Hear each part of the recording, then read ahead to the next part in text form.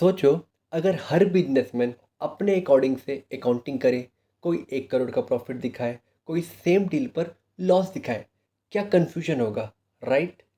तभी तो अकाउंटिंग का एक यूनिवर्सल बेस होना चाहिए, जिसे हम कहते हैं थ्योरी बेस ऑफ अकाउंटिंग।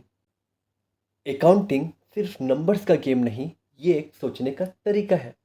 एक लॉजिकल सिस्टम है जिसे हर अकाउंटेंट फॉलो करता है। इस सिस्टम का नेम है थ्योरी बेस ऑफ अकाउंटिंग।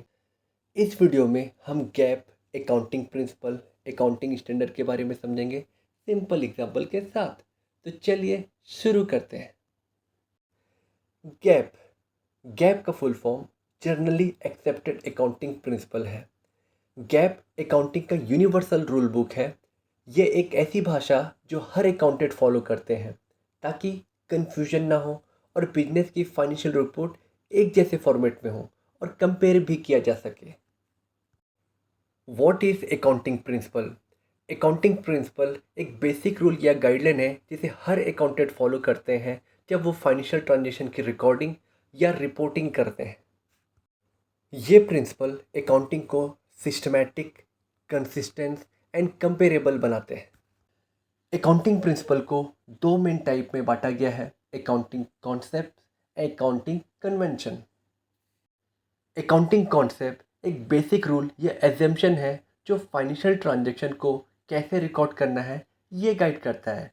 इसके बहुत सारे टाइप हैं।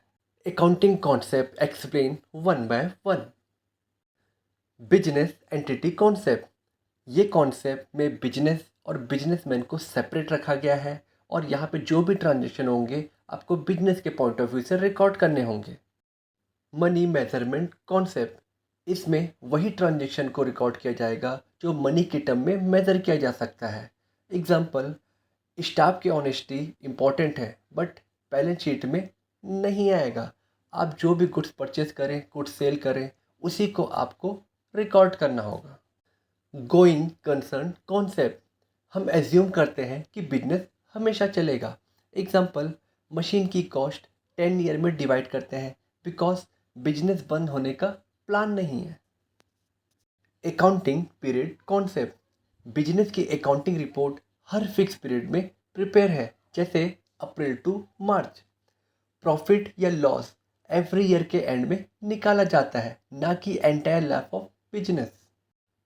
Cost concept. This concept of cost is historical in nature.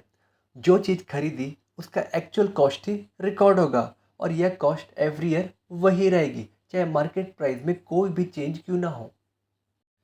Example, machine हमने 50,000 में परचेज की और मार्केट में 80,000 हो गई है, फिर भी हम बुक्स ऑफ अकाउंट में 50,000 को ही शो करेंगे। Dual aspect concept. बिजनेस में जो भी ट्रांजेक्शन करते हैं उस ट्रांजेक्शन के दो साइड इफेक्ट होते हैं। एक साइड को डेबिट बोला जाएगा और सेकेंड साइड को क्रेडिट बोला जाएगा। एग्जाम्पल, अगर आपने 10,000 का गुड्स परचेज किया है कैश में, तो इसमें एक परचेस अकाउंट और एक कैश अकाउंट, दो अकाउंट इन्वॉल्व होंगे। Realization concept. रेवेन्यू उस समय इनकम मानी जाती है जब गुड्स सेल की जाती है, चाहे वो कैश में हो या क्रेडिट में। एग्जाम्पल, अप्रैल में गुड्स क्रेडिट में बेच दिए हैं और पेमेंट मई में होगा, तो अप्रैल में ही सेल रिकॉर्ड होगा। Matching concept. एक अकाउंटिंग पीरियड में किए गए एक्सपेंस को उसी अकाउंटिंग पीरियड की रेवेन्यू से मैच करना चाहिए। एग्जाम्पल, 1 लाख का सेल हुआ तो उससे रिलेटेड 60,000 के जो खर्चे हुए उसे सेम ईयर में ही रिकॉर्ड करने होंगे। अकाउंटिंग कन्वेंशन ये ट्रेडिशनल गाइडलाइन है जिनका फॉलो फाइनेंशियल डेटा को रिकॉर्ड करने के दौरान किया जाता है। ये 4 टाइप के होते हैं। Convention of disclosure. सभी इंपॉर्टेंट फाइनेंशियल इन्फॉर्मेशन को फाइनेंशियल स्टेटमेंट में ऑनेस्टी से डिस्क्लोज करना चाहिए। ऐसी कोई भी बात हाइड नहीं करनी चाहिए जो डिसीजन को इफ़ेक्ट करे। एग्जाम्पल, अगर किसी कंपनी में केस चल रहा हो तो उसे फाइनेंशियल स्टेटमेंट के नोट टू अकाउंट में ज़रूर बताना जाना चाहिए। Convention of consistency. Accounting policy और practice every year same method use करो ताकि फाइनेंशियल स्टेटमेंट आसानी से कंपेयर किया जा सके। बार बार मेथड नहीं बदलना चाहिए जब तक कि बहुत नेसेसरी ना हो। Convention of conservatism. लॉस को पहले दिखाओ, प्रॉफिट को तब तक नहीं जब तक कि कंफर्म ना हो। एग्जाम्पल, गुड्स का वैल्यू गिर गया, तुरंत रिकॉर्ड कर लो। Convention of materiality. Insignificant and immaterial fact को डिटेल में डिस्क्लोज करने की नीड नहीं है। छोटी छोटी बातों को इग्नोर करना अलाउ है। Accounting standard.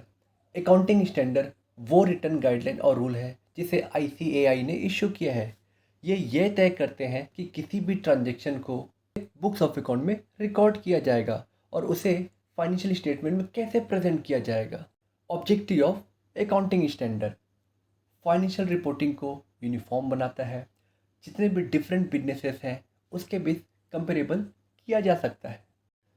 फाइनेंशियल स्टेटमेंट को रिलायबल बनाता है। So let's quickly recap what we have learn in theory base of accounting. GAAP accounting का कॉन्स्टिट्यूशन। अकाउंटिंग प्रिंसिपल दो टाइप के होते हैं। कॉन्सेप्ट जो रूल पे बेस होता है, कन्वेंशन जो ट्रेडिशनल बेस होता है। अकाउंटिंग स्टैंडर्ड ताकि हर अकाउंटिंग रिकॉर्ड को एक जैसे कंपेयर और रिलायबल बनाया जा सके। ये केवल थ्योरी नहीं, यही बेस है सही अकाउंटिंग का।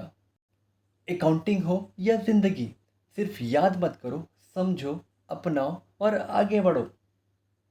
तो ऐसे ही अकाउंटिंग के वीडियो हम आपके लिए लाते रहेंगे।